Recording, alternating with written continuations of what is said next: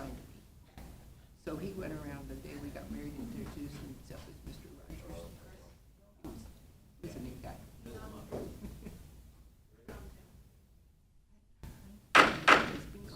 Fort Ritchie City Council meeting Tuesday, September 9th, 2025. I'd like to invite Pat Rogers for the invocation and remain standing for the pledge.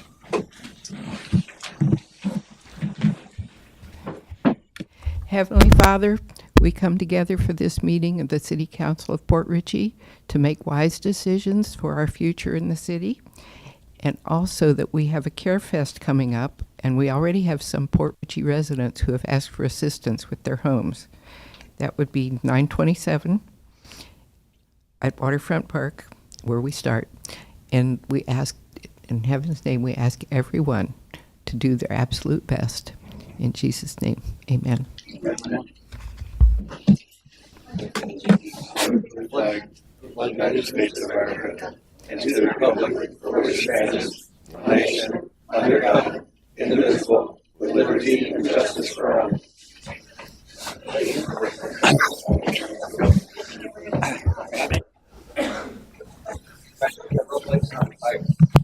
Mayor John Eric Hoover. Here.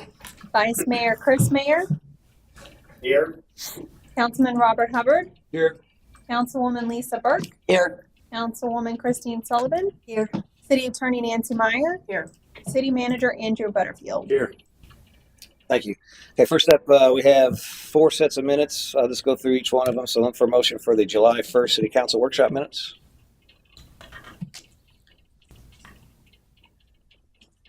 Motion to approve the July 1st council minutes.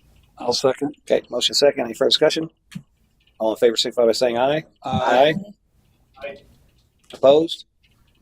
Motion carries. Next up, I need a motion to approve the August 18th, 2025 City Council workshop minutes. Make a motion to approve August 18th minutes. Okay, I got a motion that you do second, Chris? Second. Okay, motion second. Any further discussion? All in favor, signify by saying aye. Aye. Opposed? Motion carries. Next up, I need a motion to approve the August 20th, 2025 City Council special meeting minutes. Motion to approve the August 20 City Council special meeting minutes. I'll second. Okay, motion second. Any further discussion? All in favor, signify by saying aye. Aye. Opposed? Motion carries. Chris, we can't hear you. I don't know if you're saying anything or not, but so next up, I was an aye. okay. Next up is I need a motion to approve the. To approve the August 26th, 2025 City Council workshop minutes. Second. Okay, I got Bob with a second, and any further discussion? All in favor, signify by saying aye. Aye. Opposed? Motion carries. Okay, next up is comments from the general public. I do have one signed up. Pat Rogers, welcome.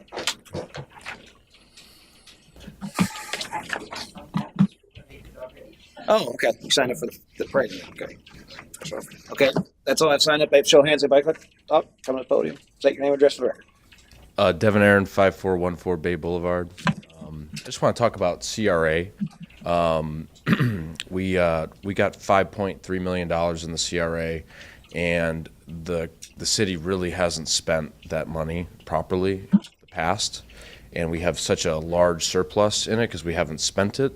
And I want to make sure that it's done, properly and above board and thoughtfully, and that in 6 years, people don't really realize in 6 years our CRA will probably, the county likes and they're happy with and things like that. We'll have a better chance of keeping it. But because we're pretty cash strapped city, we're trying to be creative with that money and maybe do utility projects and maybe help developers and things like that with the Ryan Burke show and all that. But that's obviously probably not a good use of that money, and obviously a lot of problematic things may arise from that. So that's probably not the thing to do either. And I know we have a CRA plan, but it's kind of a dog and pony show plan. It's not really well put together. It's just a lot of studies, and we've done study after study after study and just made a lot of consultants rich over time. And we need to kind of stop that and be a little more creative internally with the people we have up here. And because they'll just spend money. I mean, Derek will figure out a way. Adam sure will figure out a way to spend that money. But if we can come up with a good idea, if we're to really put that to really bring the value of the community up and make something for ourselves, like fixing our parks, whether it be Nick's Park, maybe expanding Nick's Park, doing something like that, that would be a good use of that money, perhaps. But just kind of spending it to spend it, because it's not even proper to accumulate such a large amount of CRA dollars. We need to really think about what we're doing and how we're going to allocate that money. And also too, if we get audited with the kind of money that we spend, because it is such a large sum of money, will everything be above board, and will it look good for us to reapply for that when it does sunset? So that's really my main driver of even coming up here. And also too, we should really try to get more citizens involved. As you can see, it's just me and Pat, and a gentleman in the back. I'm sure he's, maybe going to sell something or do something here, or do something like that. He's wearing a suit, but, that's his job. You can always tell when they're doing that. But that's what I want to see done. CRA is my mission here. So just a couple thoughts. Thanks, David. Show of hands. Anybody else want to talk? Okay, see, I'm bring back. I will back comment on CRA because I mentioned it before.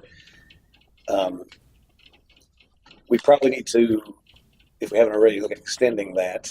I think we were in the works of doing that. Or Mayor, it's possible to extend it. I haven't looked extensively into it. He had mentioned that to me, and Derek and I had a very brief conversation today, so he and I are going to work on that. Okay, get back to you guys and let you know what the steps will be. yeah, because the goal will be obviously to get that extended out to the max time we can, so that if they do come back with legislation next year to curtail that, we'll already be one step ahead of that. So We're working on that to bring something to you. We just I got as far as realizing we were good till January 32, so I know we had a little time to work on yeah, it. well, We'll again, follow up. the issue is if they introduce that bill again, because it failed this year, but I'm sure it's going to bring it back, and it's going to have some tweaks to it, and it may pass. So we want to make sure that because I think the bill was that if your CRA ends, it ends. Right. So you can't extend We it. couldn't extend it, so we want to try to Extend it before we Extend it say we before can't that. extend it. So, thanks for bringing that up. So no one else. I'll bring back to comments from the city manager. Pass it over to Mr. Butterfield for his comments. Okay, sir, there's been a lot of interest at the town hall last week and at the last meeting in parks. So just an update, Bratcher Park has been cleared. I didn't get out there today, but I understand it looks really good. Cleared. We're doing an overall park study. We're looking for proposals on doing an overall relook at all of our parks, like was just discussed, actually, making the most out of them. So we don't have, it's going to be kind of bare for the time being while we figure out what's next at Bratcher Park, but it's usable again. Great job by Public Works Director and his team to clear that and even it out. I think the city's going to open it back up on Friday. I don't have an exact date. I'm not sure, but unless you do, Sal. Thanks. We have it slated to Friday, so they should be done before the weekend. Yeah. So found out today at the P&Z meeting that the what's properly known as the old Gildog property, they've got their permit for clearing, and they should get that tomorrow and start clearing that property this week. It got cleaned up a little with some mowing before, and now they're going to try to clear it out. And the owner has graciously offered that once he's got it cleared, that the city could use it for events until it's time to put shovels in the ground. So we'll look to take advantage of that. There's an old motel out there at the end of Treadway too, where it's been sitting idle for a long time, but the silt fence was supposed to go up either today or tomorrow morning, and they should start getting ready to get rid of that as well. That'll be an improvement down at the waterfront. Nick's Park. I visited the Nick's Park and the docks last Friday, and found that the city dock where the police and fire boat is in really bad shape. So I've asked the building official to check it out and see if we need to make any repairs because while it needs to be replaced someday, there's been a lot of talk. Councilman Hubbard talked about redoing piers out there. I want to make sure it's safe until it changes, and so more to follow on that. He'll give me a report. He went out there today, and will give me a report Thursday on Nick's Park. And P&Z, we had a good meeting today, planning and zoning today, and we talked a lot about annexation efforts, and the P&Z board seems to be very excited about doing an annexation push. So I've asked them for we solicited them for ideas and experience and insight on doing such things. And we're going to meet again at next month's P&Z meeting and come up with a timeline and an advertising plan. And affecting the council would be if the council supports it. I'd like to suggest a workshop probably in the first half of November that might be called Port Richey Focus on Business, where we could answer questions and talk about the benefits of annexation to businesses and residences too. But we'd like to meet with the business community, hear if there's any improvements we can make as we do business, as we help businesses do business, and make sure we're assisting businesses, not in their way or anything. So I look forward to that. We'll flesh that out if the council is interested in doing that. I think it'd be a good event that we could hold here and let the business community know the date and time and get them in here and get some insight from them. So I hope the council will support that workshop. And that's all I had right now, sir. Okay, thank you. Okay, next up, comments from the boards committees. I think you guys have CAC. CAC, they plan on starting the painting of the Olsner Wall in October. They mentioned that the event committee is not on the city website, and so if we could add the event committee to that and all of its members.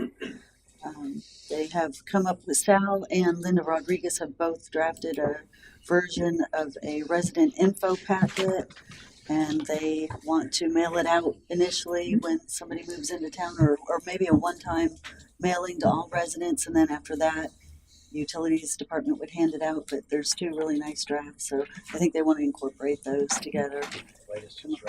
Oh, there it is. Yeah. Okay, so We did quick work. So here's a incorporation of it. I'll just let y'all look at that. Can staff email that out to us so we can get a digital copy? Okay. Are you still looking for a projector for that art project? Yes. Because I have one. It's still Okay. in draft, but Okay. We'll make it part of the record. A couple visions they have for the parks. They'd like to see a stilt home at Brasher Park that's like one of the ones around Durney Key. They'd like to pick one and, when we build a stilt home, mimic one of those homes. Envision uniformity for all parks, so they'd like to see them look uniform. And they propose a coffee and donuts for veterans on Veterans Day, either at the fire department or here. So Cool. I suggested the city hall would be closed for the federal holiday on November 11th. So we can do it on an adjacent day, or the firehouse, of course, is always open. God bless our firemen. So more to follow on that. Whatever we need to do, we'll make it happen. Is it? Christine? Is it? oh, that's it. I'm Okay. sorry. And then, as Andy mentioned, planning and zoning met today. Had a good discussion. I encourage everybody to go out and watch that. We discussed annexation at length, and so there's a lot of information we passed around. So definitely go out and check that out. But it's a breath of fresh air to see that committee actually moving forward with that. Like I said, I think it's going to be positive for the city. So finally glad to get that kind of rolling. That's all I had for that. Event committee meets Thursday, I think. So, okay. Next up is the consent agenda. Item number 2. Look for a motion and a discussion. Motion for the 9/9/25 consent agenda. There's a second. Second. Is the Sam Pebble rehab. Okay, motion second. Question. Sam Pebble rehab. Do you want? Sand Pebble Rehab. I'm gonna have to ask Sal to refresh me. Sand Pebble Rehab. That was the lift station that council approved. Yeah. To be relined and Oh, redo the okay. pumps and everything. Yeah. Thank you. Any further discussion? Any public comment? Seeing none, put it to a vote. All in favor, signify by saying aye. Aye. Opposed? Motion carries. Next up, item number 3, council business. Approval of resolution number 25-30 and the final draft of the Comprehensive Safety Action Plan, CSAP. I'll pass that to Mr. Butterfield for introduction. Thanks, Mr. Mayor. I can't take any credit for this. This has been a long time coming from my predecessor, but the Safe Streets for All grant program helped fund this comprehensive safety action plan. And I didn't get to meet the gentleman briefing it, but I think he can come on up. He's got about a 20-slide PowerPoint presentation, very thorough, briefing us on what they've come up with after studying the city here. Welcome. Welcome, sir. Thanks. Thank you, and good evening, Honorable Mayor, council members, city staff, and community. Nayan Amin with TJKM Transportation Consultants. We assisted the city with the development of the Comprehensive Safety Action Plan. Looks too many bullets on the slide. I'm going to try to make it brief. So what is a Comprehensive Safety Action Plan? City of Port Richey applied for grant under the Safe Streets for All program to develop a comprehensive safety action plan, which is based on a data-driven process with one goal: to eliminate fatalities and incapacitating injuries on the transportation network within the city for all modes of transportation and all users, maintaining the coastal character, community values, and transportation needs. One of the requirements of the US DOT Safe Streets and Roads for All program is that it has to be in alignment for future funding or the requirements of the US DOT. The Comprehensive Safety Action Plan is going to serve as a foundation document for the city to pursue on future grant opportunities and to enhance safety throughout the city of Port Richey. As a part of the project, we need to have a leadership commitment, and this council committed to enhance safety for all users within the city of Port Richey.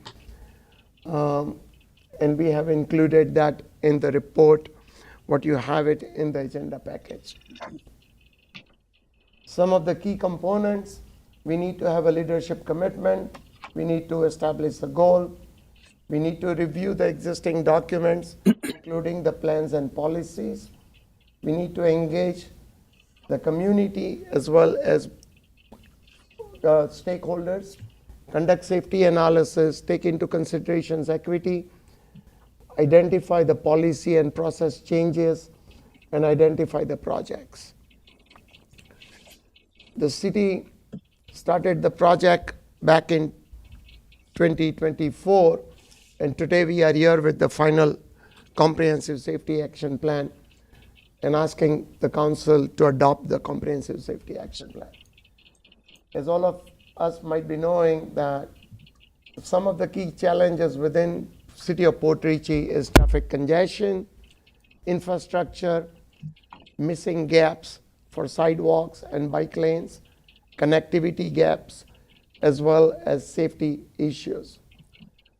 The goal of the CSAP was to perform a proactive safety assessment using collision data, identify the high-risk network, create a list of the projects based on prioritization, and develop a roadmap to secure the funding in the future. And collaboration as a part of the Comprehensive Safety Action Plan, we formed a stakeholder group that was made of city staff, police department, as well as emergency, including fire department. We reached out to the community. We established a project website from October 2024 to April 2025 that was on the city's website. We conducted multiple community events, one on January 29th, and then we also have a workshop with the community on February 5th and a pop-up event at the City Hall on April 5th. Throughout the process, on the city's website, we had a list of questions for the community with the interactive map to tell us what safety concerns or challenges they face on a day-to-day basis. The figure on the bottom right corner, it identifies the community feedback and the locations that were identified by the community having safety issues. Taking the input from the community and the stakeholders, we evaluated the existing conditions, identified the collision profiles, and identified the high injury network and started developing the concepts that needs to be implemented in the near future to enhance safety with the funding sources identified in the plan. As a part of the project, we conducted collision analysis between 2018 to 2023. There were a total of 20 injury collisions that were listed. And out of those injury collisions, 3% of them resulted into fatalities, 9% resulted into incapacitating injuries. In order to identify the high injury network, we broke down the entire city into 3 different segments by jurisdiction: state maintained roadways, county maintained roadways, and the local streets. And the reason for doing that, because improvements on the state and the county maintained roadways is going to be a collaborative effort between the city and the agencies.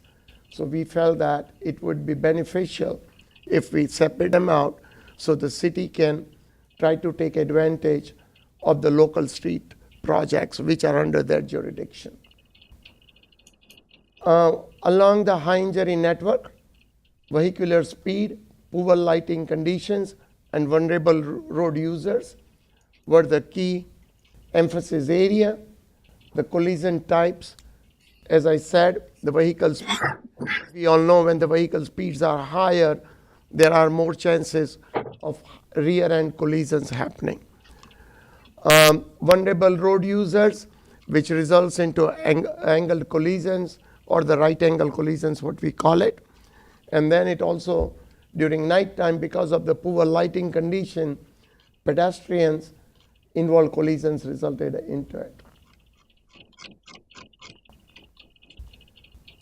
The map on your screen identifies all the collisions that were recorded within the city of Port Richey, and this list is only the injury collisions. Based on the injury collisions, we identified the high injury network. One thing I want to emphasize or mention over here is you have 2 different tables, one on the left and one on the right. When you look at the high injury ranking, S is for a state facility, C is for a county facility, and L is for local roadways. Since the location of Port Richey is where state and the county facilities traverse through them, we went ahead based on the community input, the feedback what we got from the stakeholders and the city staff. We looked at additional focus corridors, which are summarized on the right-hand side, within the right-hand side table, which the city has a leverage when funding becomes available to go and start implementing them. The high injury network is identified on a map and is within your package. Based on the collision analysis conducted and the improvements that can enhance roadway safety, we developed a safe street toolkit and classified into signalized and unsignalized intersection, roadway segments, and some additional countermeasures.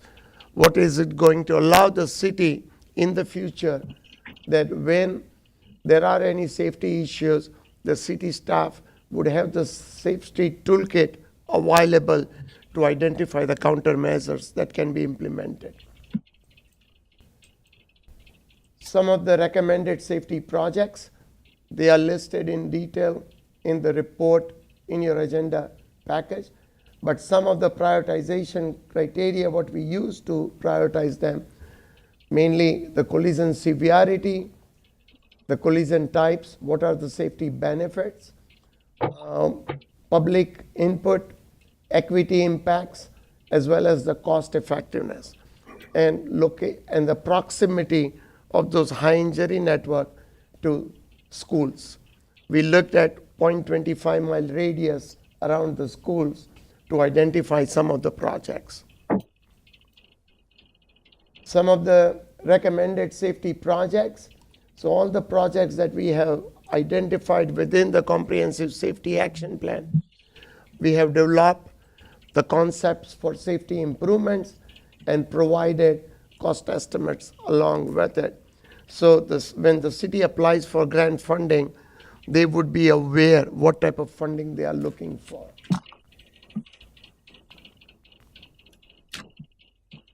Some of the citywide projects what are identified in placement throughout the city and conducting a citywide speed survey so that it allows the police department to enhance the enforcement throughout the city.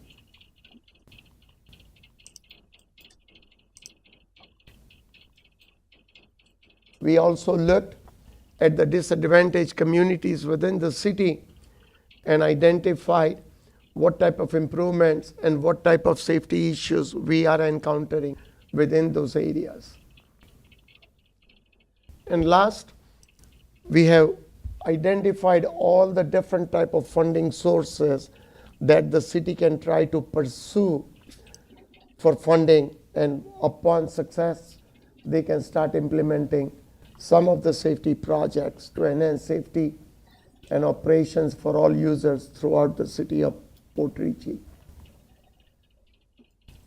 Over the last couple of months, starting 2024, city staff work really hard to get the Comprehensive Safety Action Plan so that they can start applying for safety funds and safety grants. And today, Sal is definitely anxious to get this Comprehensive Safety Action Plan adopted so that he can start looking into funding opportunities. With that, I would be glad to answer any questions. Any questions? Yeah, I got one. Highway 19 corridor over to the west side of the highway going southbound at Grand Boulevard. You have a right turning lane. Only right turning lane on that side of the road. I was wondering the feasibility of having a right-hand turning lane continue all the way down to River Gulf Drive with reflectors at each intersection, so you could enter, but you can't pull out in front of traffic. Sal, you want to address that? We talked about it, the state project. That was a state. Mike's still off. There's a series of projects locally for the city, ones that we have to coordinate with FDOT and Pasco County. So as we move forward, we've sent them suggested, we sent them lists of particular projects. But what this will allow us to do is that for any changes that we want to implement, the plan will allow us to apply for those grants, and also FDOT and the county will realize that we have a plan in place and will be able to assist us to move forward. So that's on the plan, I guess. I will check it out on specifically. I'll have to find a section of the plan that has the list, but I'll take a look at it now. I mean, I want to know, do you think that would be a good help? That's correct. Okay, that's all. Thanks. I got some questions. Go ahead, Chris. I'm seeing road closures in front of the Honda dealership where CVS is, I mean, that's heavily accessed, and those businesses greatly depend on access through that access point. If you choke that down, then everybody's going to come in and out on the back road there, which is basically the back parking lot for the Honda dealership. And if you go to the map before that, it says closure of Cody River Avenue access to Highway 19. Right there in front of all of our restaurants and our highlight, we're going to shut down access right there. Chris, what Have everything through other residential roads. what page you on, Chris? I'm greatly concerned about that. And is this like a one done thing, or is this a recommendation that we decide what we want to do from there? I'd like to understand that more. Hey, Chris, what page are you on referring to? I'm on page 174 and 175. So, Chris, this is not the projects that are being identified. It's not set. It's a city's toolkit that we have identified what can enhance safety. It's up to the city which projects to implement and which one they don't want to implement. The reason we identified that as a safety project is that moving into the future, if the closures of those driveways were not feasible, but there might be other components what the city might want to implement, then the project would be there. Because all of this safety grant funding requires now either to have a local road safety plan or SS4A comprehensive safety action plan. And if the project is not listed within those documents, then they don't fund the projects. So if the project is listed, if there is one countermeasure that the city wants to implement out of the 5 countermeasures on those projects, the city would have that flexibility and leverage of the safety action plan to be successful in receiving the funds for implementation. And this would be a state project anyway, right? The city would actually do this, be state funded. That it would be in collaboration with the state. As long as we have the ability to get input from our businesses, and I'm all for safety. I think everybody in the room right now is all for safety, but at the expense of the local businesses causing a financial crisis for them would not be in our benefit. So that's, as long as we're not like forced all in and we can pull out a couple things here and there, I'm good with it. I just don't want to do something right now that we have not even talked to these businesses about, like, hey, we're going to shut down your access to 19, and that would be a problem. Now, these are recommendations to the plan. You would also have to have coordination with either the county or the state to move along with those plans. Plus, their engineers and their teams will also provide input and make changes to that. So this is an overview of what the engineer thought. The company who did this plan, their thoughts and what ideas can be brought. But going forward, this can all be changed. This plan, just having the plan itself, just allows you to get grant dollars to make changes where we see fit, within the city. So, but I understand that. That's great. I mean, one of the other things I'll just mention as I was reviewing this, we've shut down the entrance to Wawa to get in and out of Wawa for 19. So that means we're going to dump everything onto that road that's already heavily congested, where you can't make a left turn to, which is going to drive all this traffic even further back into our neighborhood. So that's what I'm seeing as a spotlight that we need to look at, and I do understand all the explanations from both the gentlemen there and from you, so thank you very much. Yeah, I wouldn't shutting the exit, I guess. Pull into Wawa, but you would it'd be only one way in. You have to go out on the other side, I guess, is what they're saying. Is that correct? So, yes, remove driveway exit, it says. Yeah. Okay, anything else?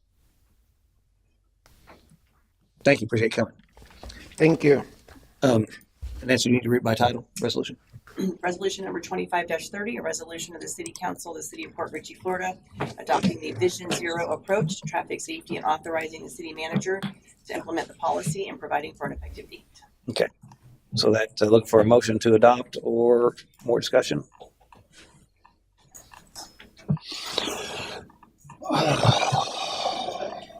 The motion second. Any further discussion? Any public comment? Seeing that, bring it back for a vote. All in favor, signify by saying aye. Aye. Aye. Opposed?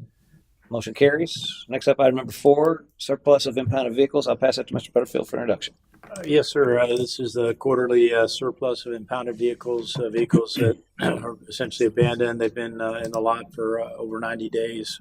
We standardly send them to the Royal Auction Group for auction. So I recommend approval. I'll put to motion and discussion. I'll make a movement to approve the surplus of 11 impounded vehicles be sent to the Royal Auction Group for auction. Second? Motion and second. Any further discussion? Yeah, I want to know if they don't get sold, what, we're going to bring them back here, or can we drop them at the dump on the way back, or what? I'm going to have to Thank look you. into that, sir.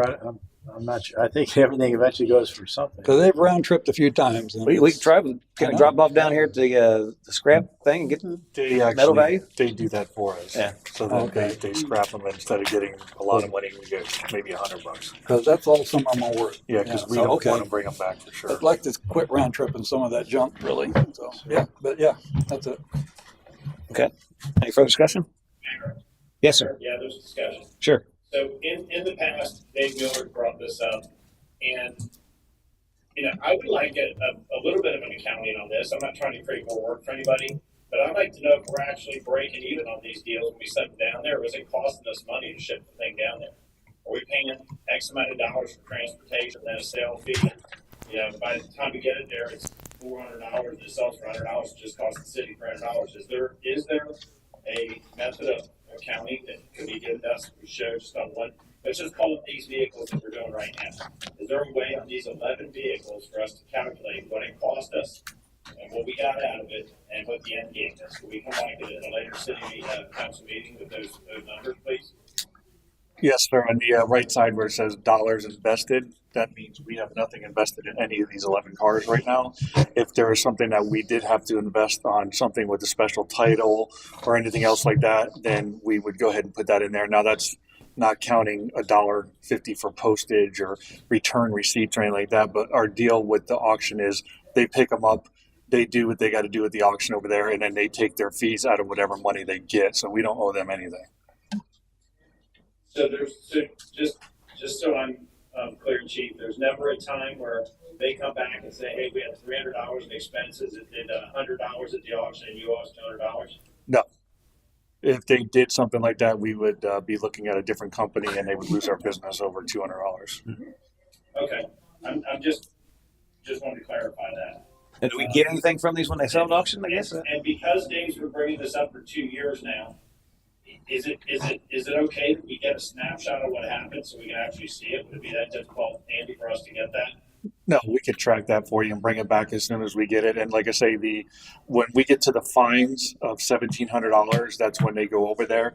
But that's not costing us anything unless you're going to count rental for the lot that we're putting these cars in behind the police department. So with these cars here, we'd expect to get at least,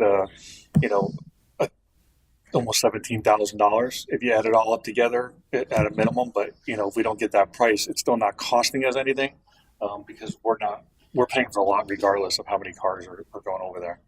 But once they get to $1,700, that's when they get shipped to the auction. So we basically get our fees that were owed on these, and then the people, the auction house takes it. They keep the rest, I guess. Is that? No, we get whatever they get auctioned for, but that's the number that we base on when it's going to auction. Oh, okay. You see some cars on here, like the little scooter that's, been in here for a couple of years, and I'm trying to get all these vehicles out of here because there are a surplus of them that have been here for several years.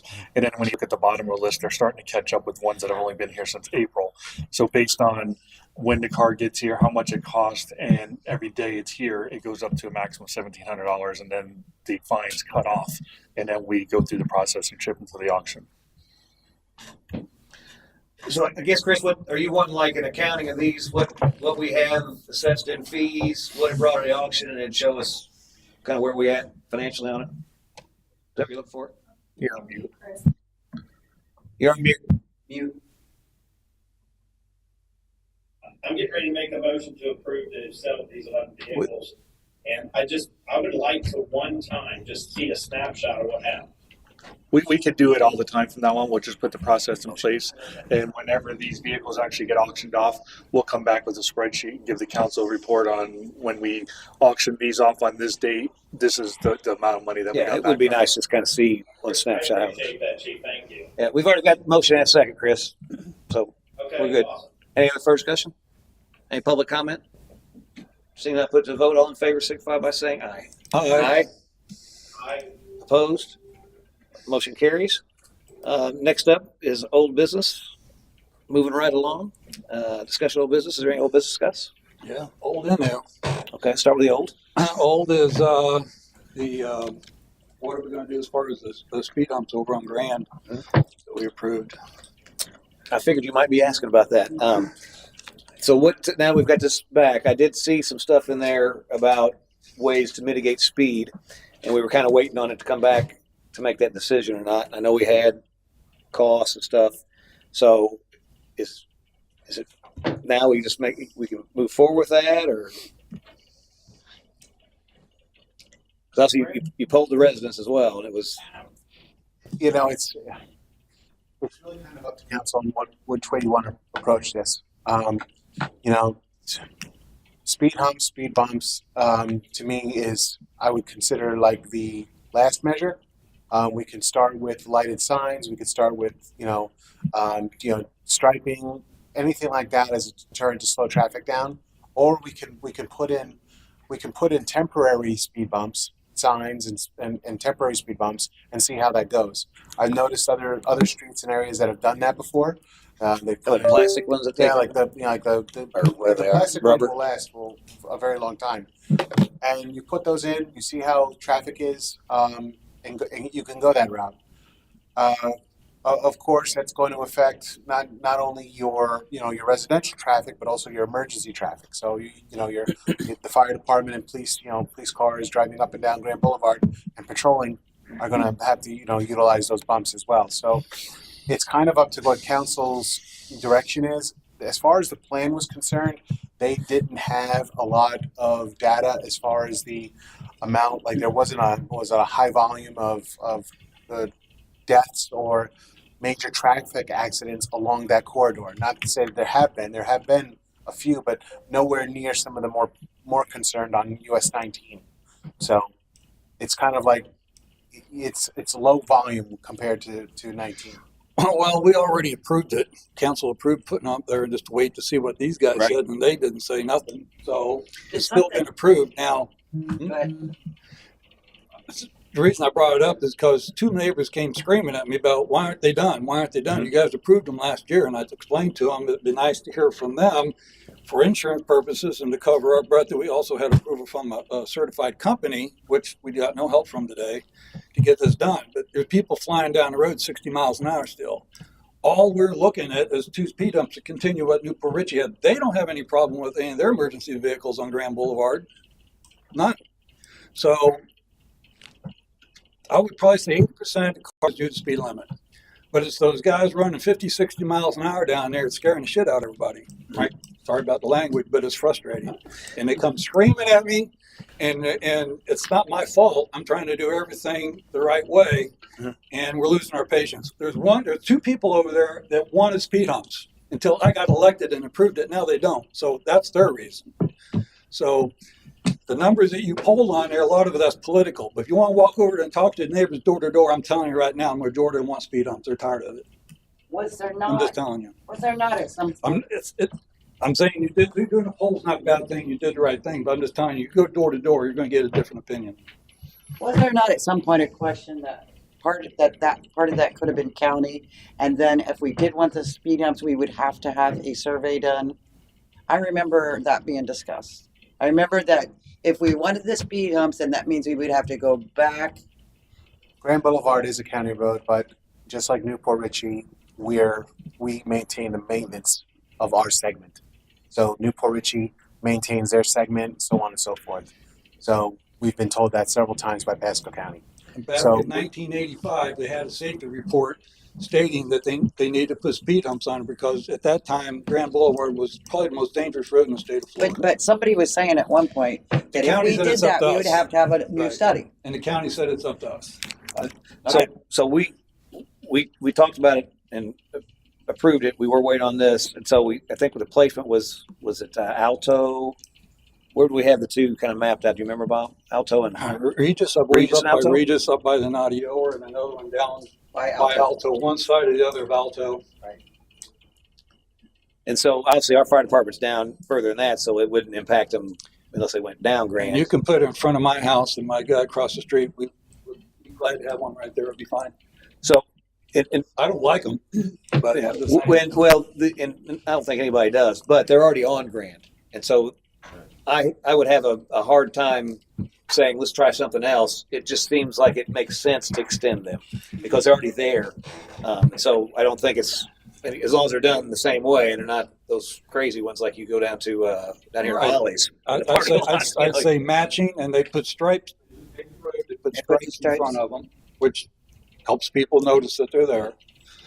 But yeah, I'd say matching. It just makes sense to have the exact same thing. Let's continue what Newport Richey did is what I've been talking about for about 30 years. Yeah. If we did that, everybody would be happy, and I think it would make the road a lot safer, especially down the road in the future as we're going to try to develop more traffic. Mm-hmm. Now, what's your thoughts on those the temporary ones? That's kind of because I don't know how much are those, you know? Minimal in cost. I'd have to get some pricing, but but both ways, it's not going to cost a lot of money to do. It's just with the temporary ones, you can see how it works. It's not permanent. They're kind of dangerous, though, aren't they? A little sharper on If you get the table on, they're not that. Yeah. Oh, They have Kind of you like see it like a fairground or something. Kind of put out. They have different models. They have the more narrow. They have the more like a speed hump type of situation. well, you still have to put a sign up or some striping on Yes. the road to warn people. Yeah. Signs and everything would have to happen. You can't just Okay. put them out there. We have an approval with Ajax doing them, I think, at a cost, whatever it was under. Were they $10,000 or something? Or It was less than that. maybe 10 for both? It was around $8,000 or $9,000. Yeah, give or take. Yeah. Back in '85, it was $800 for both of them. But $800? yeah, Oh, really? yeah, and the council said no. But that's fine if you want to put a sign up and put paving on there. Put temporaries out there for a while. I'd like to hear if the chief has any ideas to that. I can tell you we're all for it. Anything to help us out. The only problem I foresee doing that is all of a sudden Washington Street's going to become a speedway because it already is, and then we're going to have to address that issue too. So Washington, we deployed those speed signs, radar speed signs on Old Post, and I think Washington would make some sense to have them there. And I know Newport Richey has some. I can't remember. It's not Washington. Adams. It's Adams. Yeah. So they've got them there. I think that would probably help. I think it helped on Old Post. They're not that expensive either. I think we got those for around 10 a piece too, didn't we? Or maybe they were The lighting signs. the two On Old Post LED Road. signs. I'd have to get pricing again, but I think they were between 5 or 6 a piece. Yeah, maybe 12 for two. Yeah. Those signs, I can tell you, are worth their weight in gold because it really gives us a narrowing situation of where and when it's happening, the time of day, and we can get a lot of data off that to, deploy our resources in a smarter way rather than sitting out there 24/7. Yeah, and like I said, you aren't dealing with bumps. You got to travel over. You're making your speed. Hopefully, it calms you down. And I think they've proven. Sometimes people game them or whatever, and let's see how fast I can go. But I think for the most part, I know when I see one, We usually shut those off at a certain speed so they can't do that. So Okay. it's usually 15 over the speed limit. It won't display. So Okay. people won't do stuff like that. So I would say that and I think we could take immediate action on that. Relatively inexpensive. We could go ahead and deploy on Washington a couple more of those speed signs. Go ahead with like I said, we could do full on bumps, or if you want to try the temporary ones that we could possibly pull up if residents complain or whatever, and it'd be minimal Well, cost. you're going to have, I guarantee there's going to be some residents that are going to complain, but I guarantee the majority of them that don't say anything are going to be happy. I'm just telling you, I live there. I know. You want to go door to door, you can find that And yourself. I'm good with either way. We go ahead because, like I said, they're already on Grand, so it's really, I mean, not a big surprise. There are no sidewalks along Grand, so Another thing we need to look at for sure. well, because of that, to go ahead and make them permanent seems like it would be worthwhile because there's no sidewalks, and it is like I'll make the trip walk down Grand to Sims Park, and it is a lot of speeding. And you have to, I agree. you have I to think get off to the side of the road. So why spend the additional money on the temporaries? Just go Well, ahead I and thought make would it be safer. as we did them there, we could use them somewhere else when we put temporaries in there. I think if you're going to pull the trigger, make sure the gun's loaded. Just do it because it'd be cheaper than just do it It is now dangerous. and then doing temporaries and put in permanents later. I don't see that unless you want to take the temporaries and put them on Washington after you put them permanents on Grand, use them somewhere else. Like I mean, I'm good with either way. If, like I said, but I think you should make them permanent to match with New Parich. Be done with it, and everybody be happy. Majority of people be happy with it. For political reasons, some people may not, but I really don't care. Neither do other people. It needs to be done. do we have money in the budget still with paving and stuff for this fiscal year? Or we anything left over? Most of that was ARPA money that we already made. Most of that was ARPA that was left Right, over for that we pay Boulevard. right. We do have monies. I'd have to look at the budget, but we do have paving, that we use. Right. So, but this being a minimal cost, it's not going to be that impactful. We could probably fit it in with some of the other projects that we were going to do throughout the year. Because we have pothole maintenance, street maintenance monies that we use anyway, so we could probably put it towards that. Okay. And it's been coming up for 3 years. Yeah, No, it needs to be done, sure. it really does need to be done. That's citizen. So do we have consensus to go ahead not only with the speed humps, but then go ahead with the signs on Washington as well? And we'll do one coming. Yeah, I think so. One coming south. Washington is a race right. Yeah, no, I'd do both for sure. So, any objections to move forward with 2 radar speed signs on Washington? And I guess Public Works would look at and working with the police department, obviously, where the best place to put those are, as well as 2 speed. So, and you want to put them like in front of Mike's on my property right there on the south side of Alta is fine because you put them on the north side, they may not like it there. So put them in front of mine. I don't care. I mean, I think with part of the placement, you don't want to put them right now where somebody backs out of their driveway onto them. No, but if you measure how far they apart in Newport Richey, try to keep them kind of uniform. Yeah, like that. Yeah, I think that's kind of where they did. Right. Do you want to look at the placement before we do that, or no? You're good with it? Yep. And I think we settled on it before. I trust the chief. Yeah. And Sal. Yeah. All right. So, is there any objections to that? No. Okay. I just have one thing. Sure. If we're looking at this plan to make River Golf a 4-way stop, then I would take that in consideration when we're placing these speed humps now. 4-way stop on Washington or on Grand? Or both? River Golf. On this plan, it has River Golf and Grand as a 4-way stop. So I would move those down a little bit because they already got stop signs going to be slowing people down there. Or intersection, sometimes a speed table that covers the whole intersection can be effective. Yeah, I would think any sign relocation and stuff like that that's minimal cost that staff can do. Just whatever the plan points out, go ahead and do that. I mean, you don't need council. I think they got something to say about the speeding. So,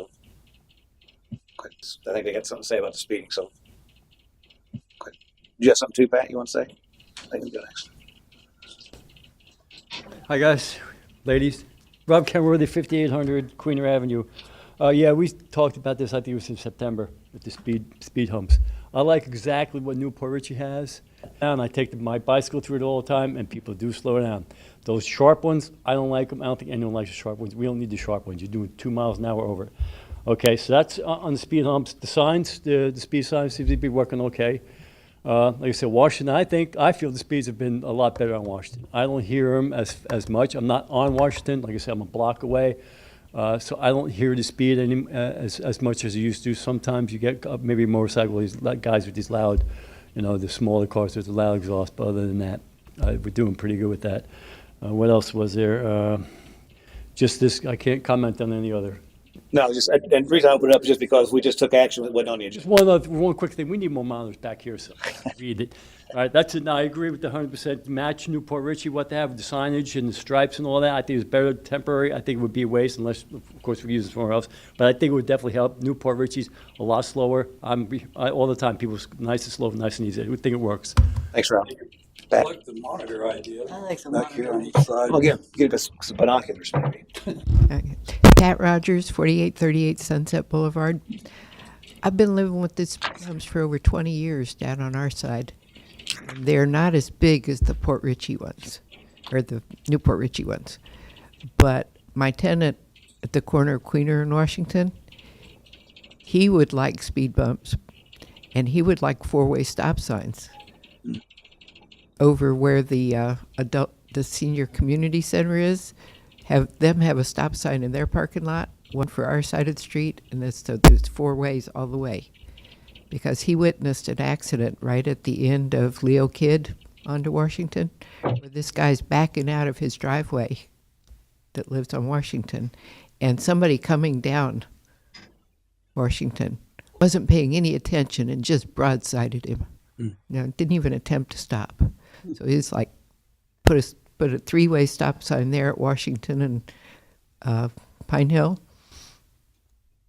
I mean, because anything to deter, and I wouldn't even bother me to see speed bumps on Washington, because I've sat there at the light and watched a car that looked like it was floating. It was going so fast. Yeah. It was just doing this coming down the road. It's strange. Yeah, and one of the things about the speed signs, just so you know, if those prove not to work, then you can always look at speed bumps later. But it's the less obtrusive device, the better. And if it works, great. If it doesn't, we still have a problem on Washington or anywhere we have even old post. Then we could look at doing something much more. Like I said, the only reason that Grand makes sense is because they're already there anyway, so it's just an extension of that. But anywhere else, let's say where we don't have them, let's start with that. And if we need to step up enforcement with speed bumps, we can always do that later. So, hey, get some more. Yep. Okay. Good. Yep. Still We'll old. be here for a while. Anyway, Well, good thing I had a Sal, short meeting. just a curious question as far as the conversation with S&C as far as the limestone pier. Any results? That last pylon. As far as I know, they said that they removed the marker and pulled out the stone. It was a large lime rock stone that they extracted. So that's what I was told by SC Signature. And we're waiting for them to install. The last thing to install is a ADA compliant ramp. The engineer is designing right now, because there's where they made the new wall and flat concrete. There's a transition between the road and the concrete. We need to put a ramp there for ADA compliance. So once that's done, the project's done. Okay, so we know there's a pile of concrete out there. So either we can remove it, or I guess when they dredge, maybe be easier for them to do it. Well, I mean, there's something out in their channel out there. Yeah, but that's I believe that's the state channel. That wouldn't be ours. No, but we're going to have dredging in the river, aren't we? Huh? We're going to be dredging some of the river. Not the main part of the river. I don't believe that was in the dredging. I don't think we were going to do where the state. So we're going to leave it there, or any plans of removing that? Is this? I mean, I know it's state, but they're not going to do anything about it. Well, we can talk to. I mean, the thing is, we didn't talk about that when we were designing having Stantec, as one of the channels to do. Right, I know. So that's the thing is we thought we were going to get something petition resolved with S&C is what we were hoping. Well, they said it was lime rock. They said that there was no concrete. It was lime rock. They removed some of the limestone that was there, but Yeah, we know better than that, though. We were out there talking to him and his foreman, basically said that one was just too far to reach when we were initially with Matt. We were out there, and that's what he said. So, should we maybe reach out to Representative Yeager to? Well, I don't know. It needs to be moved because people are tearing up props. I mean, a lot of us that live here know it's there, but as people travel up and down the river aren't familiar with that, and they're hitting it, and the prop guy's busy. So we need to do something to get that resolved somehow. Do you have his number? Brad? Yeah. Yeah. If you, since you obviously the most knowledgeable about that, if you would reach out to him and see what he can Yeah. do to help I do something there. might see him this weekend. Yeah. I see him on the island sometimes, so Yeah. I'll see what I Yeah, can do see to if get you hold talk of to him him. and make him aware of it. Maybe he can help with that.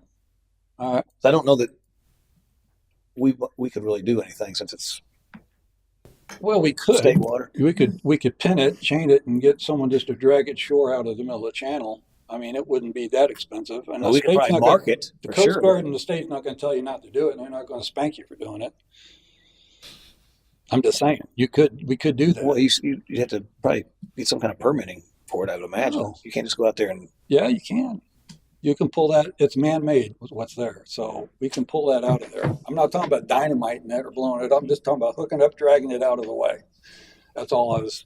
is it? It's a concrete piling or what is it? It's the last concrete piling for the pier that was there.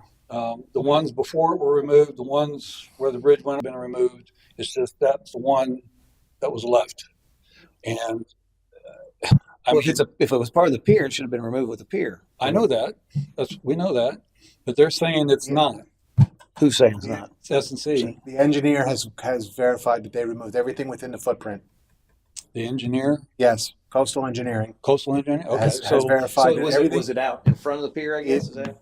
I don't. What I've been told by. So what we could do is just put a marker out there with reflective tape and a red marker, and that's. I mean, can we do that? I'll take care of it. Okay. Yeah, and we at least mark it. And then worry about another day. It is a dangerous boaters, Yeah. especially at low tide. Yeah. Well, So definitely mark it for sure. right. Market how we can't install a piling. Chief, are you able to do something like you said, or We'll take care of it. We'll get it done. You can like inch and a half PVC up there, put red tape and PVC reflective tape. marker, Brad, Perfect. nothing's going to happen overnight, so we no? need to. Yeah, the mark. I think as soon as we can mark it. Brad, Perfect. nothing's going to happen overnight, so we No. need to. Yeah, the mark. I think as soon as we can mark it, because we want to make It's people not a aware it's permanent there. marker, but it's to let people know. And actually, since the pier's not there anymore, it's new. It's new. Okay, if you can hold off on the new, let's finish up the old. Okay. Try a couple old things, and I'll come right back to you for new stuff. No okay. problem. Anybody else have old business? I have real quick, just a quick update on the US 19 grant. I see something was signed just last week. Yes. So the stormwater portion of the permit was given to the city, hoping that now that that's been done and submitted, we'll have this done very soon, so we can go out to bid. So. Is it? Yeah, that's all for. Anybody else old business? Chris, old business? I've got some old business. Okay. How many of you all have sat in the chairs that Sal got, and how many are okay with the chair? It's pretty good. It's empty right now. If that tells you anything. I like it.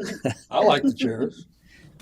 Yeah, Has everybody tested it and then they like it? It feels good. I mean, Is this the one? Yeah. Rob's going to test it right now.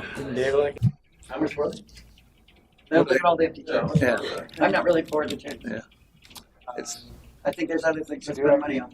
I agree. Council approved. I think. so council did approve the purchase up to 5,000, I think. And these are 60.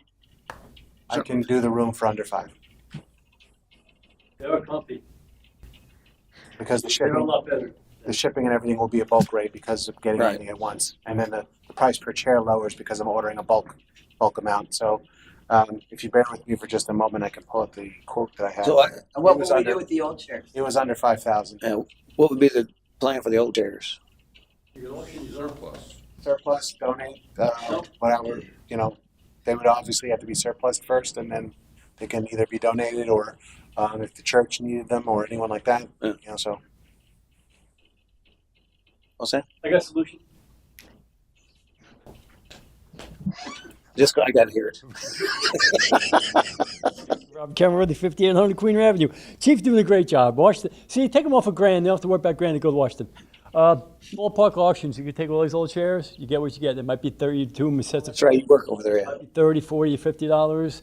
You get 60%, we get 40%. You want to recoup some money, that's the way to do it. They are comfy.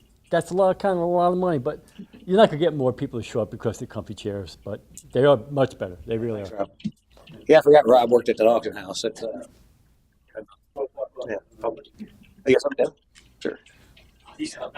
Something to maybe consider. TVs are really cheap. You can get a big old TV for like $1,000. You want to talk about something that would actually maybe make a difference for presenting and things like that. You could spend $1,000, and boom, you got smoking TVs. You know what I mean? If there's a way to put cameras on You're them. not allowed to But smoke home in here, can though. see. Well, you know what I mean. Thanks. Okay. No. They're cheap. They're cheap. So, Chris, I think everybody's said I'm okay, and also there's some concern by a couple council members that they're not on board with the purchase.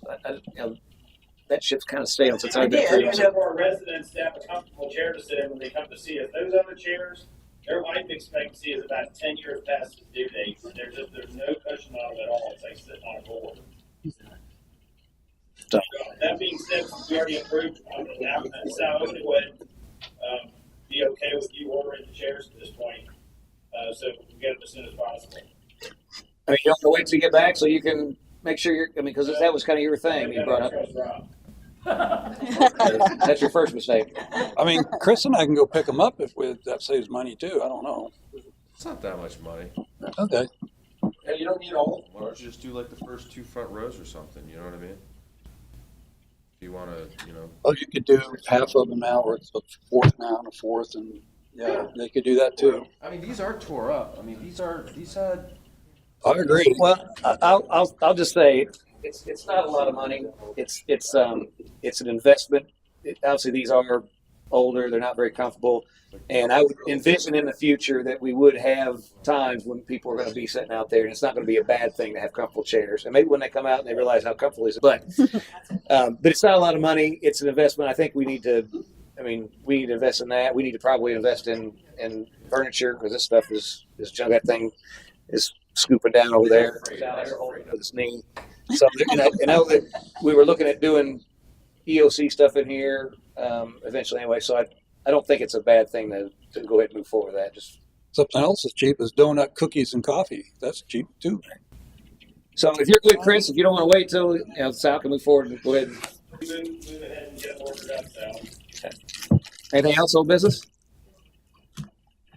Chris? Sorry? Anything else, old business? No additional old business. Okay. Our median refresh grant that we got approved for 19, what's the status on that? We're preparing to go out to bid. Okay. So that's good. Do we got plans on what to do, or I guess? That's going to be part of the bid. We got to go out to someone to do the design. Oh, okay. Oh, sorry, I didn't realize that was still going. Apologize. You only have 3 minutes. I'm starting to time I everybody. know you're giving me the evil eye, Now but man. And then we scheduled talked more about the open house for the awards over there for the sponsorships. Yes, an email went out to the Centennial Committee and all of the sponsors. I had to find all the emails to all our sponsors. So an email did go out. You should have received that. I don't recall. I think I got it Friday. 26th Yes, it was September. Friday.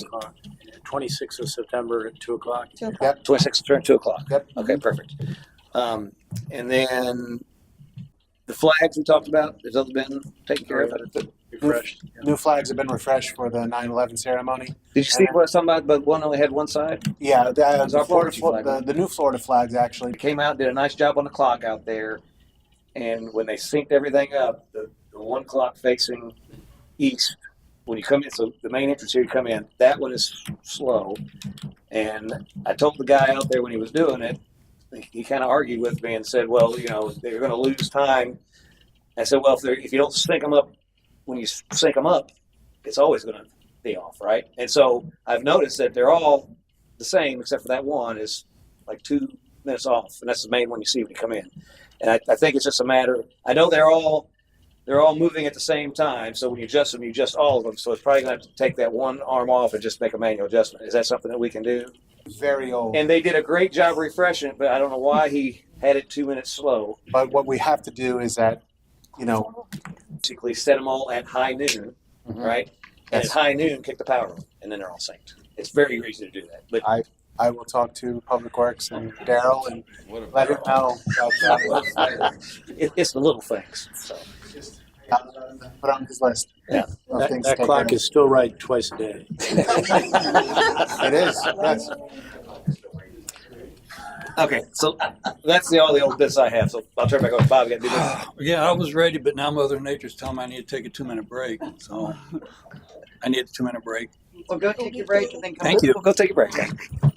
Thanks, Mom. Terrible. I know we're going to make changes, and we've got Richie sign on Washington Street. It's terrible. I know we're going to make changes, and we've got wayfinding coming in, but it's all rusted. It looks terrible coming into the city from south to north. It's lawn watering. It's horrible. And then it got clean. Because That it was gets one- clean periodically. It's dirty again. We'll get on it. Well, It stays dirty because of that water. it needs something. I mean, temporary. Somebody go out there and paint it. I'll go out there and paint it. I mean, it needs temporary something. It's shabby. It's just shabby looking coming into the city. I will let Daryl and his team know. Go ahead and put this on their list. I said I would do Take it, care. but No, that's quite okay. It was No. really, really bad, and they I did believe- clean it. It was I a lot believe better. Mr. Rose may be watching tonight, so I'm sorry, I'm sure he Daryl. understands that, there'll be a couple of things. If Daryl, you come in a little early tomorrow, we got some stuff for you. I would also, I wanted to ask, because I've been asked, we used to do residents can bring things here to City Hall and put them in a dumpster, and then the second week, bigger things can get picked up. Okay. I would like to knock on wood for the next month and a half. I understand. As long as that goes fine. Well, I get Because it. if it doesn't, we'll have a debris cleanup regardless. So Right. I'm hoping that the next month and a half or 2 months go If it without goes any well. incident. What everybody does, without hurricanes. So So what do you think? it's something that people like in November, I guess, or after hurricanes. I'll let Daryl and his team know. No, we can probably coordinate something in November. Wouldn't be a problem. I think that would probably be best. Right, Just yeah. like I said, I think a lot of us are praying that we get through this season Absolutely. unscathed. So And one final thing, do you know any more about that well at Dakota Keys? They hit water the other day, but is that going into a reclaim system or what is going on there? No, it's a deep well water that they're doing. They were permitted by SwiftMud to allow it. Daryl has been in communication with them, and they did apply for their permits. Yeah, because I remember that was something because it was so close to our well field and everything. That won't affect water pressure. No, Daryl said that they were fine. That's all. Councilman Hubbard? Yeah, so can you put my screen up? You hit share on. Oh, you already shared. This is only he can present. It's a co-host. Correct. Oh, there it is. Put down at the bottom to share your screen. Kind of like, there you go. There you go. Is it working? Don't pick on me. I'm old. There it is. Okay, so we have done Devin said a lot of studies. We've got a lot of ideas. We're always right on the cuff of doing a lot of things. I think as far as getting financing from the state and county, get everybody's attention, locals, county and state interest in what we're doing, we need to start making some moves on different things. We have a unique opportunity right now on land acquisition. We were talking about a land swap possibly out on a waterfront. That's this property right here. We own these two here. This property here is a large piece of property right in the middle, and that would give us all this land, all the way to the water actually, right in the middle of the waterfront district. That's very valuable to developers, future developers, city, as far as getting funding and everything else that we want to do. We'd have control, the citizens would have control over a major part of the waterfront district. What budget for property acquisition? Would that be an interest? You mean the CRA budget? No, property acquisition. It was 1.9 million in Yeah. CRA. 1.9 million. If because of that, should we? Because we got a CRA meeting right after this. That's probably something we should discuss in the CRA. Well, okay. So you're going to talk that? I want to let Andy. You want to talk about that first? I was going to say, we could talk about it here, but if the only funding source feasible is the CRA, we should probably, once this meeting's over. Yeah. Okay. I'd have those. I got some other projects that we can do in the CRA meeting as well, I guess. 'Cause Okay. it's CRA related. Okay. I would ask, I'd ask Adam, Adam, can you think of any other funding source other than the CRA right now based on what our current Raising taxes. or reserves? No, our reserves are at a fine standstill for going forward. I wouldn't say spend anything buying land out of it. The CRAs are probably your. We would lose our 30% reserve. Old business? No, old business done. This is your comments. So No, well, anything you as want to far talk as about? that property? No. No, I have nothing Okay. else then. Councilwoman Sullivan. Olsner Park sign is leaning forward and needs a paint job. Daryl. And He's going to call it And somebody. Daryl and this his one, team. this one is for the fire department here. They have to look at the dredge lot sign that says your CRA dollars at work, and it is mildewed, nearly black. You almost can't read it. And it faces the fire department, and I feel like it's time to pressure. Issues there, yeah. Yeah, and there's holes, and it's green. The grass has been shot at the fence, and it really needs some work. But since it says your CRA dollars at work, I think that needs some careful. Firehouse. Wasn't that on old business? Let her get done. And I'll pass back to you. That's all I had today. Yeah, we were talking about getting funding for the firehouse and possibly getting funding for engineering, like all been done. Chief, said there, microphone. the testing has all been done. They said they're going to put together a summary report and an all-inclusive summary report, and they'll have that for me on the 12th. Okay, we'll wait till then, I guess. If we can bring it up when you get that report. Okay. Okay. That's all. Okay. I'm good. Vice Mayor. I'm good, sir. I don't have any additional comments tonight. Okay. I have a couple things. So I attended Newport Richie's very vibrant council meeting. 10:45 is when it finally let out. But there was an interesting, because just tell you a little bit how Newport Richie works. So their millage rate is a couple points higher than ours, and they lowered their millage rate. I don't know exactly what it was lowered to, but they also have several non-ad valorem items on the tax roll. A street paving non-ad valorem, a street lighting non-ad valorem. These things we include in our millage rate. So it made me feel really good that not only is our millage rate, much much higher than ours, but they also got non-ad valorem stuff that's getting tacked on that we cover in our general fund, right? But there was one thing of interest in there, and one of the items that they were doing was is liens on the tax bill. So we have, and I had a number of 65,000 most, but I guess this update is $45,311.29. That's what we have outstanding in liens. Correct. Okay, so we have 45,000 plus in liens out there that just hang out there until we either foreclose, which we haven't done, obviously. There's extreme costs in that, or the property change hands and we get that through the property sale.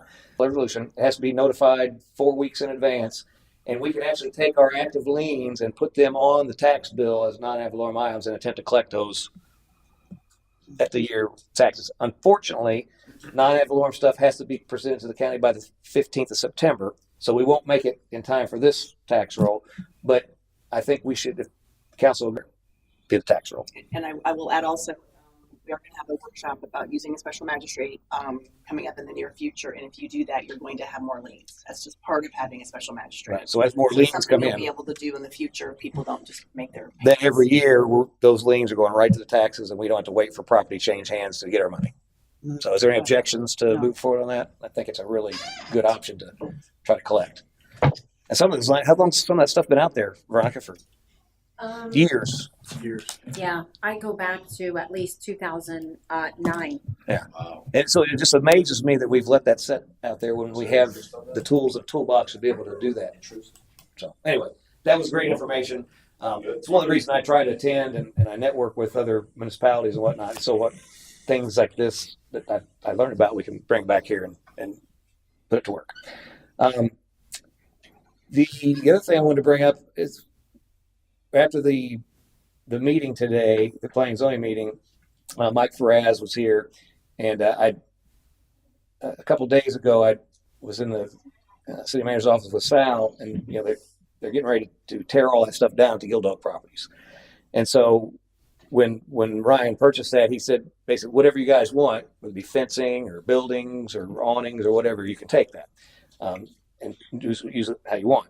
And so there's a relatively new bathroom right there on the corner of it's a male female bathroom, and it's also got a concession stand like built into it or whatever. It's a relatively small building, newer building, and so before they tear that down, we had talked about moving that to Brasher Park, say, instead of purchasing a new modular or something. Actually take that, move it down there. So I want to kind of get an idea of what it would cost to move that. And so we called the company, and Sal put an email out to as free estimate. Obviously, that was something that have to go out to bid to do, but just to give an idea of is it worth it, or is it just cheaper to go ahead and buy something and put it in. So Mike heard about that, and he lifts the homes, and he also can move them, which I didn't even realize that they did that. And so I went over there with him today. He looked at it, and he talked to his counterpart or whatever, and they think it's very possible to move that down there. He's going to get more of a hard set cost or whatever, but they're looking at that to possibly move that to Brasher Park. And we also went to Brasher Park to see if it'd be viable there. One of the things that Tony had to verify, does it have to be up in the air or not? And I just happened, as we was going to Brasher Park, Tony was pulling in, and so I was able to ask him. And preliminarily, he thought that because it's already existing or whatever, we might be able to just move it and put it there with like a little crawl space under it or whatever. So it might be very economical to move that, and it also it's a piece of Gill Dog's history that we could really make something of it and have a parade going down to Brasher Park, and the last Gill Dog parade, and we're going to have a piece of that history. Also, be nice because it has a little concession stand. If we ever did open a launch there or something, or even whatever, we could sell ice out of there or snacks or something during certain things. It gives some options to do stuff down there. Secondly, there's obviously the big stage that's there, and then the awning. The awning was looked at by Daryl, and it was going to cost more to take it down and move it. They were going to possibly use it for a utility building or structure, but it was cost prohibitive to do that. So that isn't going to be reality. But the other thing, the actual awning that was on the boat stage is, I think, is very viable, that we could use to extend some shade over at Waterfront Park or whatever if we would put that up. So if we could probably look at getting that, it shouldn't be too hard to take that down. It's not real super large. It's just got like a tarp that goes over it. Right. It's still in pretty good shape. It needs a patch on it, but it's something we could probably use for something. Stuff that black wrought iron fencing, some of that's been taken out of there. The city, did we get any of that? Is that? Because I know we talked about getting some of that to use for. I honestly don't know. I'd have to check with Daryl if we can do that down or not. Yeah, I don't think we. There is still some there. I know I think there's a gate or something. There was when we originally went over there after the sale closed. It was they were going to take a bunch of stuff. So Scrappers. Yeah, could be scrappers, but they did put a silt fence up, so it seemed like it was coordinated for some reason. But anyway, the permit is in. They submitted today. They did. The demolition permit is in. Okay, so whatever all you got to do is let Ryan know what we're taking, and they'll leave that for us to deal with. Otherwise, it's all going to go bye bye. So, please, the bathroom that could be really huge. So definitely don't let that one go by the wayside, because it's, like I said, 6 years old. Maybe it's a relatively new, good construction building. If it was too much to take to Brasher, could it be used at Nick's, which is a potentially it's a shorter move? It's just Right, just right, run right the there. whole- Once you get it on the trailer, public county. Let me finish and I'll let you. Yeah, but moving it. Yeah, it's the cost. It actually said it was. It's good. It's all city roads. If we move, it's good. It's all city roads. If we move it, because you have 19 or whatever, you have $10,000 just to get it out on 19. So It'll be a short parade going. Oh, no, it sounds like fun to me. That's a very good point. Yeah, we need a longer Can we parade. get the Hooters girls involved, maybe? We possibly could. Okay. Let's see. Obviously, Brasher Park got demoed. Oh, There you're was against the Hooters girls. while we were out there, they did trim the mangoes along the way down there, and Just for Dave. just for Dave, yeah. And the stuff is kind of high to look out in the water. And Mike was there with me, and he just there's another friend of his or whatever that had some. I guess once the mangroves get over 6 foot tall, then you can't trim them at all. If they're above 4 but under 6, you could trim them up 4. But if they're above 6, you can't trim them. But you could clean them out. And what he showed me a picture, and I have it. I don't have it on here, but it really looks beautiful because you can actually see through the bottom of the mangroves, and it kind of looks like banyan trees or whatever. So obviously, if there's something we could maybe get that, improve that view there. I know he was going to do some of that, but he just. What are you referring to? Huh? Which view are you referring to? Out on the water. So as you enter Brasher Park, you got the trees along there that are pretty high, and Daryl saw the picture, so he's aware of it.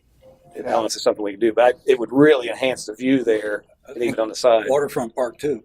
And anywhere we have taller trees, if they could kind of trim them up underneath, I mean, it really looked amazing. Yeah, I was I shocked. thought about that. I was out there today. If you could trim them down to where they are, right side of what they're trying. If you could just continue that over, but I guess they might be over 6 feet. So I guess. Yeah. So anyway, let's see. Is there anything else? Okay. We'll be very lenient here, so back quick. So Brasher, if you go over there and you kind of look at the topography of it and the landscape before we really do anything as far as moving bathrooms or doing new construction or whatever, it's so kind of hilly and it's really goofy the way it's set up. So if we have a clean slate right now, we should maybe consider bringing in some fill dirt. I'm not sure it's a flood. Yeah, they are filling in that playground stuff there. They bring some stuff. That's like a bowl in there, but even the, it's like a peninsula out there. So, if you bring in fill dirt, you can kind of, just slope it off to the sides and you would have a bigger thing. And also, too, instead of even doing like maybe a stilt home or something like that, you could probably even mound dirt, and make like a concrete walkway, if you will, on top of it or something like a pad. And you'd probably be able to see over the mangroves. You know what I mean? Instead of actually building something, fill dirt. So